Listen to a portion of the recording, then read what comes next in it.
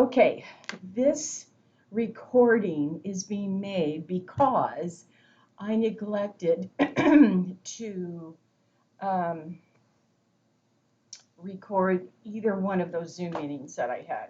So this is to make up for not having that Zoom meeting. So, and I will put this on Canvas for those of you who were unable to attend the Zoom meetings, and it will be a quick review. Okay, one thing I want to say is a little housekeeping.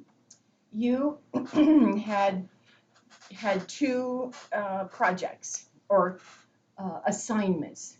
The first one was to submit to me how children learn language. What does language do for us? And then you had another one to use the words, 3 words in a sentence: vase, flowers, and morning in the same sentence. You would get 5 points for each one of those sentences. So if you haven't done that, you still have an opportunity to turn that in. Also, there was a bogus quiz that was submitted to Canvas. And this bogus quiz was 5 true and false questions. It means nothing. Don't worry about getting 2 out of 5. You won't get any points for it. The only reason I submitted that was because on Canvas I needed to have a test available so that you could install the app for Lockdown Respondus browser. So I just put this bogus quiz on there because I wanted you to take it so that you had to install the Lockdown Respondus browser before Thursday or Friday so that you could work out any of the kinks. That's the only reason it's there. It means absolutely nothing. And I'm sorry, I thought I had that explained, but maybe I didn't. Also, if you are in the face-to-face class, Monday, Wednesday, and Friday, you will not have class tomorrow, and you will not have class Friday. We will begin chapter 2 on Monday the 14th. Okay. The test will open Thursday the 10th at 10 a.m. and it will close on the 11th at 11:59 p.m. Now remember, you have to have that Lockdown Respondus browser in order to take the exam. Make sure you have a picture ID with you, and you'll be able to do that. Now, you can go to Canvas. This is what I'm hearing from Canvas. This is what I've heard. This is what I have pulled together out of having 4 or 5 conversations about this Lockdown Respondus monitor browser thing. I'm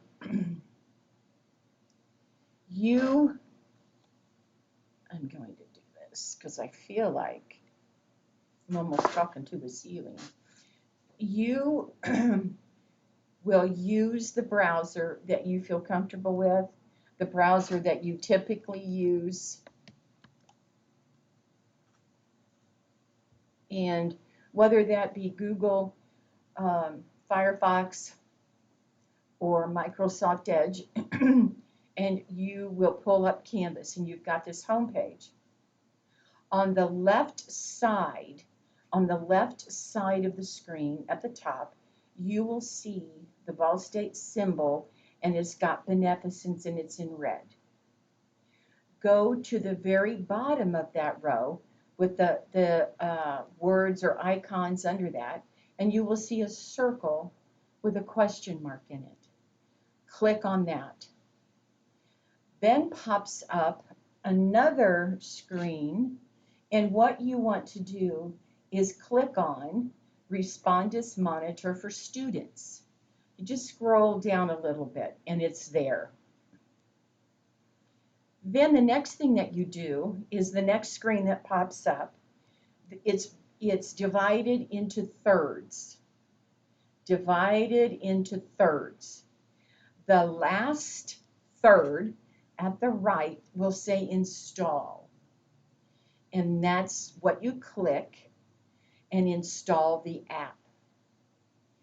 After you have installed the app and followed all of the directives, then you want to get out of Lockdown Respondus browser and get back into your initial browser of Google, Firefox, or Microsoft Edge. Then you can take the test. You can take the test, but don't hit submit until you're completely finished. Then you hit submit, and then you're done. Now, I also emailed a link that I got from one of the students last night. That link, you can click on that, and that takes you to that last page after the circle with the question mark, the pop-up for Respondus Monitor for Students, and the page that's divided into thirds.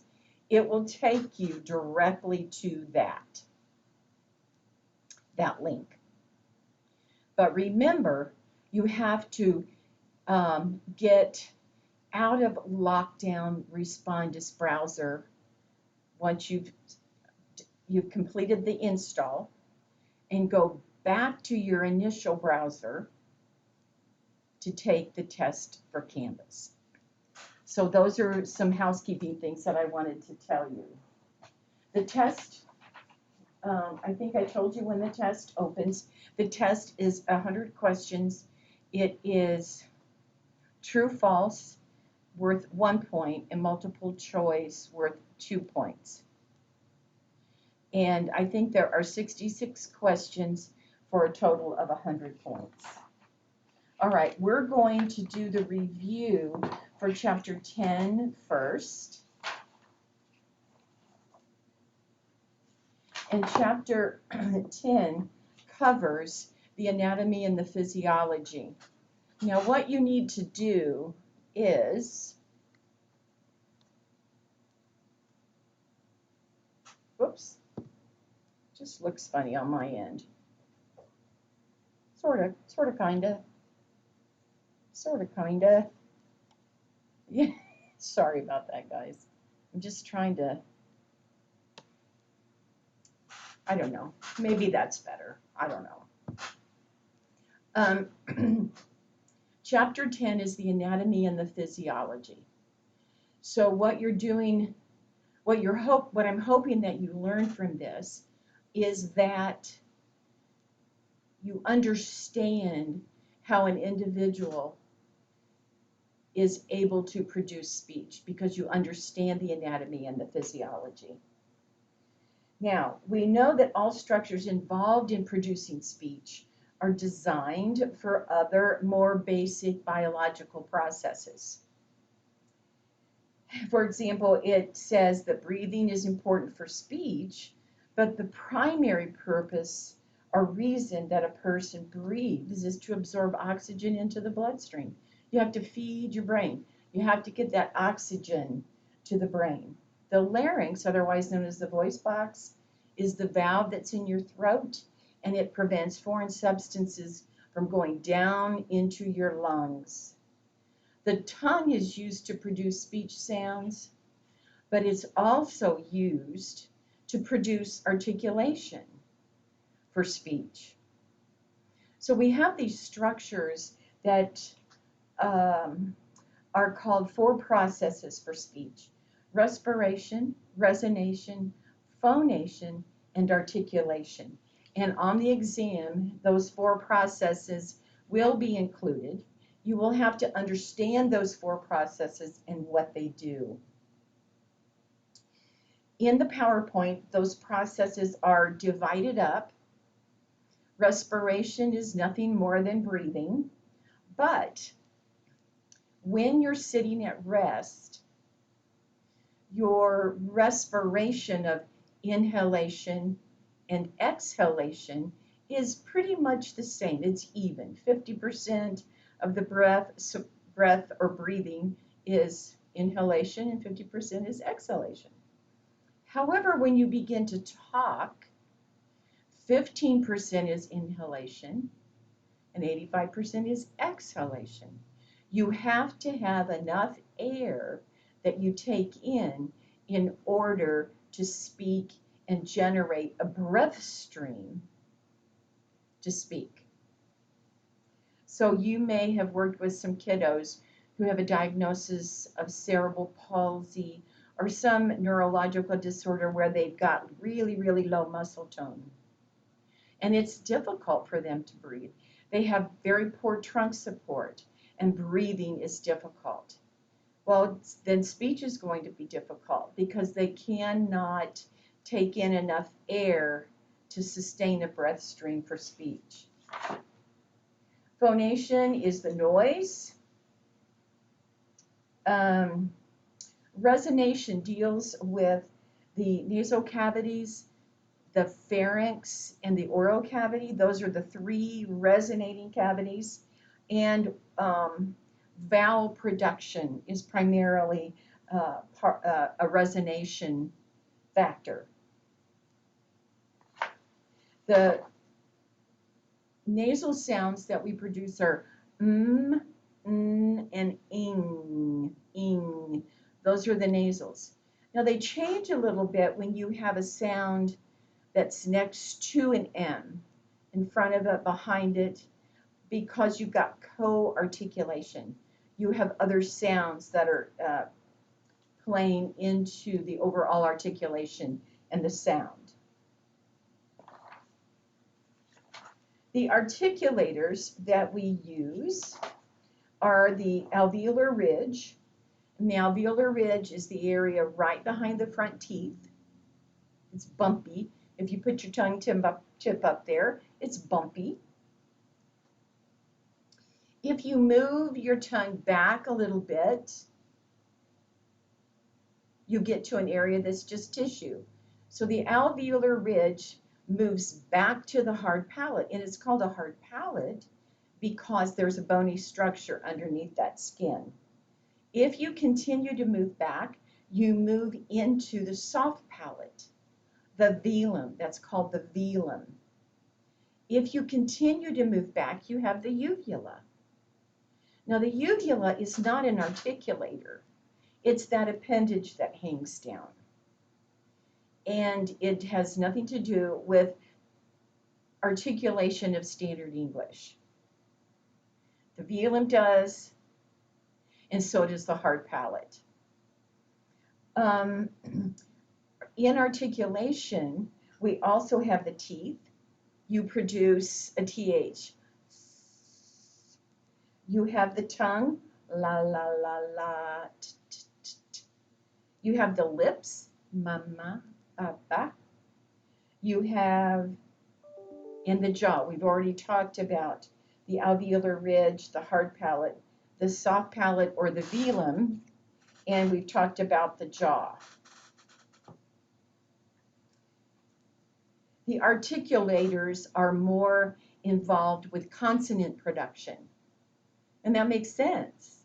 If you think about s, g, g, g, g, articulators are more involved with consonants. We talked about Wernicke and Broca and the two hemispheres of the brain. You have the frontal lobe, which is right here in the front. You have the parietal lobe, you have the temporal lobe, and you have the occipital lobe in the back. You have those lobes on each side. Then when we talk about the hemisphere that is more language involved, it's the left hemisphere. And you have Wernicke's area and you have Broca's area. With Wernicke's area, it's primarily concerned with the comprehension and formulation of language. It's an important part of the left hemisphere. Broca's area is in the frontal lobe, and language formation is transmitted. It's sent from Wernicke's area to Broca's area, and the language formation is organized into the appropriate articulatory motor sequences for speech. So it's more motor. Wernicke, formulation of language and comprehension. Broca is articulatory motor sequences for speech. So you need to know information about Wernicke and Broca. So you have a right hemisphere and you have a left hemisphere, but those two hemispheres have to work together. Information has to flow from one hemisphere to the other. And the way that happens is this band of fibers that's at the top, and it's called the corpus callosum. And emotions flow back and forth. Information flows back and forth. And that's how the two hemispheres communicate. You have 12 pairs of cranial nerves. You need to review the cranial nerves. And the cranial nerve that is important at this point in our PowerPoint, because we're moving to the ear, is the 8th auditory nerve, because that's involved with hearing. And some of those cranial nerves are sensory, only sensory, carry sensory information, such as smell and taste. Some of them are motor, such as being able to move my lips, my eyes, my eyebrows. And some of them are a combination of sensory and motor. So if you see an individual and they're drooping as a result of some brain injury, then you know that there are cranial nerves that are involved and they could potentially be damaged. Children learn to talk by listening. And so speech is learned and listened to. And if you have a significant, profound hearing loss, you're going to have a significant language delay. And it's impossible to understand that speech without being able to hear it.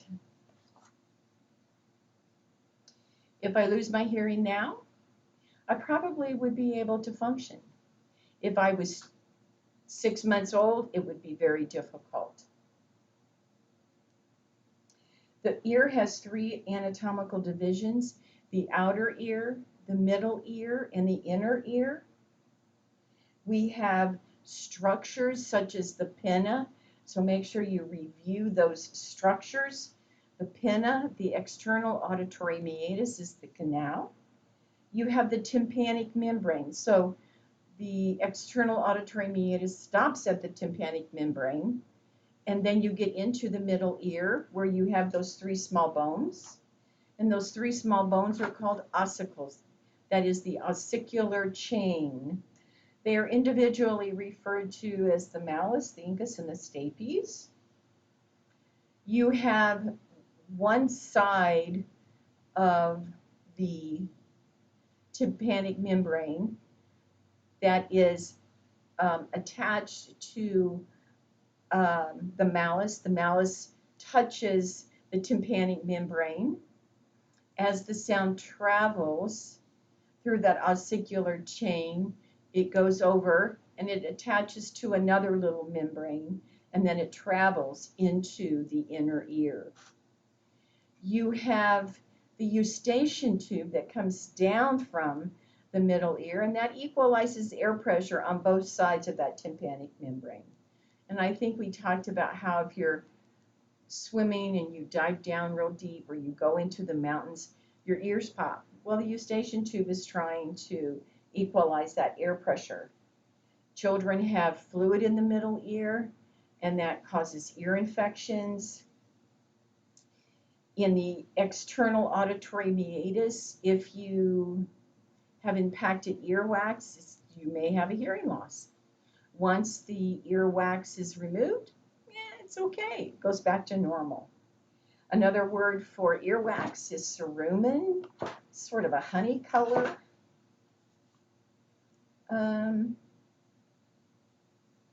The inner ear is very small, and it has two functions. It contains important structures for hearing, and it contains a system that helps us maintain balance.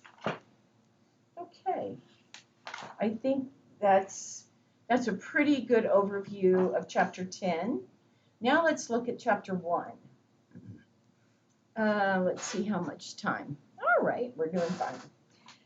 Those 4 areas of language development that we have listed in the book, pragmatics, semantics, morphology, and syntax, cover those completely so that you understand what those are. There is a 5th area of language called phonology, and it's the study of speech sounds and the rules that determine how we put those sounds together into syllables and words. And we'll talk about that a little bit more later. Now, when you put together that sentence with vase and flowers and morning, that is an example of semantics. You're using those words to convey a meaning. And of all those sentences that I looked at using those 3 words, no 2 are alike. Because you're human and have wonderful cognitive ability, you have the ability to write sentences that have never been written, an infinite number of sentences that have never been written, because you can take information from the past and bring it forward. You have memory, you have abstract thinking, you problem solve. You take things that are significant in your life and you use that information in some of your sentences. No other animal on this earth can do that. We do have close relatives in the monkeys, and some of those monkeys can do wonderful things with sign language to communicate, but they do not speak. And if we're with them 24/7, they could maybe learn hundreds or thousands of words. But you learned language and somebody wasn't with you 24/7. So therein lies the difference in the capability and the skills that we have as humans. Parrots, that's a good example of speech, but no language. Hello, hello, hello. Good morning, good morning. They cannot take that speech that they've been conditioned to produce and change it. They can't take information from the past. They can't talk about the future. They can't ask a question unless they have been conditioned to produce that question. That's an example of speech, but no language. And speech and language go together, but they develop at a different pace. Now, language with no speech is somebody maybe who's had a stroke and they know what they want to say, but there's been cranial nerve damage and they can't move their mouths, tongue, lips, velum the way they want to produce those motor movements from Broca's area. So they've got the language receptively, but they can't get the expressive component. And we know that receptive language is what you understand, expressive language is what you give back. And those 2 areas are different, but yet they work together. Just as speech and language work together, but they develop at a different pace.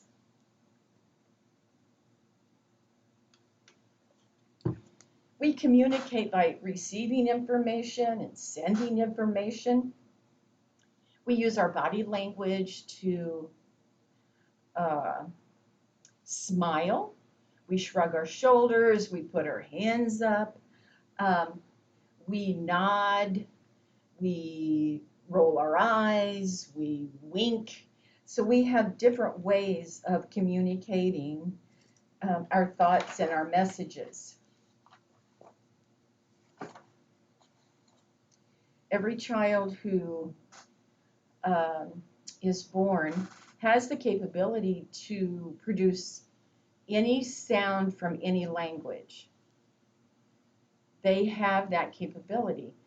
But as they get a little bit older and the home that they live in and the language they have been exposed to dictates the language that they end up speaking. Not that they can't learn another language, but they start out all the same in being able to produce those sounds.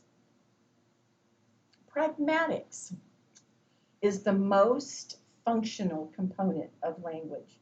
It's the ability to use language to get things done, establishing relationships. It also includes nonverbal behaviors, eye contact and body language. Our kiddos who are on the spectrum, and one of the definitions of autism is atypical social communication, and certainly that's pragmatics. The impulsivity that kids have, not raising their hands. When they go to school, they're learning those pragmatics. They're learning those social skills. But they still have a difficult time following those rules many times. As I said, with semantics, it involves the meaning we wish to convey. And that was the example of writing this sentence with vase, flowers, and morning. Morphemes. It's the arrangement of words important for stating our meaning using a unit of meaning. A unit of meaning. The word vase is a unit of meaning. V-A-S-E has to be there in order for that unit to exist. Shoe, S-H-O-U, has to have all of those sounds in that word for it to be a unit of meaning. Shoe, what does it mean? Something you wear on your foot. How many are we talking about? We're talking about one because we said shoe. Now what if I said shoes?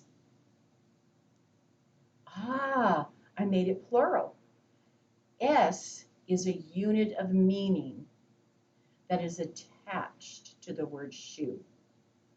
Therefore, shoe has one unit of meaning, but shoes has two.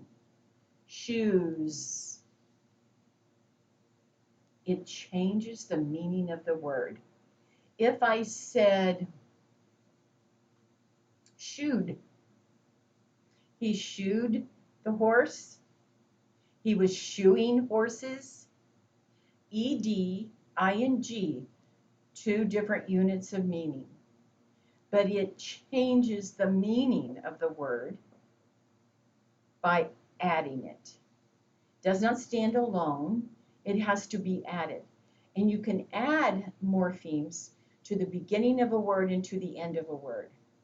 And I think in class the example of the word that I used was unbutton. You can, okay, the word button can either be a noun or a verb. I think I'll button my coat. It's a verb, it's an action.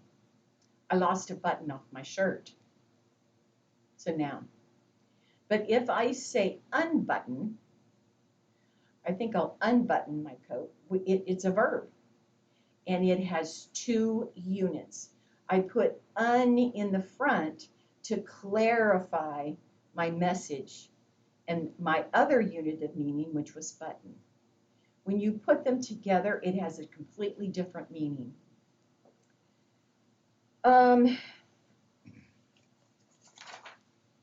When children begin to learn to read and spell, morphemes really begin to take off. They begin to learn those rules, especially if they're not irregular. They begin to learn those rules, and and they're learning to change words to be able to clarify their meaning. When they use morphemes expressively, you have a better understanding of what it is that they're trying to convey. Children who are born deaf or profoundly hearing impaired definitely are at somewhat of a disadvantage, but that doesn't mean they can't learn language. They may not speak, but they can still learn language. We have to be very creative in the ways that we teach it. Again, if you can't hear it, it's very difficult to learn it. We also use what we call suprasegmental aspects of speech. Our pitch goes up, we have tones, we modulate, we increase our volume, we decrease our volume. Speech has melody, and that's sometimes difficult for individuals who are diagnosed as hard of hearing. The more significant the hearing loss, the more significant the language delay.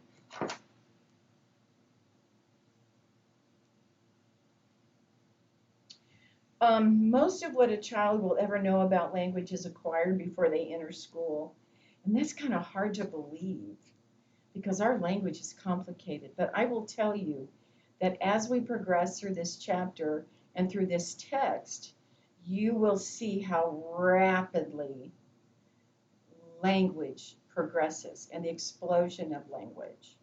And so by the time the child gets into kindergarten, they've learned several rules. Now, that doesn't mean that they don't make mistakes and they're not tweaking things, especially irregular types of things. But they're pretty good with language. They're beginning to learn the rules, the pragmatics, because they're in school. They're learning the syntax, which is the structure of a sentence and the grammar. They're learning how to put words together to convey their meaning, which is semantics. They're using morphemes to express themselves more clearly. They don't have it all down perfect, but they're doing a pretty good job. Charles Hockett did some research comparing the communication of humans and animals, and he wrote The Origin of Speech, in which he described 13 design features of language. Now, we know that we speak, other people listen, other people speak, we listen. We know that once words come out of our mouth, they're gone. We have a lot of I won't say a lot, we have similarities with animals. But our ability to communicate is endless. Animals communicate for basic survival. They might make a particular sound to let other members of their group know there's danger. A predator is coming. They may communicate in a certain way to get some other animal away from their young, to let the other members of their group know where food is, where water is. So it's basic survival. We certainly communicate for survival, but we communicate for a lot of other things too. So Hockett wrote The Origin of Speech. If you look at page 11 in your textbook, you'll see all 13 characteristics. The last 5 that he lists are strictly for humans. And you need to review those because there are questions on the test about that. Now, there are a couple of other characteristics that are not just strictly within that human group. And according to Hockett, productivity is one of the most important design features of human speech. That productivity. So let's see. Experience facilitates language competence. I think it's important that we know that we've got to encourage our children to experience being outside, experience playing in the sand, experience playing with Play-Doh, with coloring and painting. And it's not that you have to take them to Disney World or buy them expensive toys. There are lots of experiences that you can give them that build on language and language vocabulary.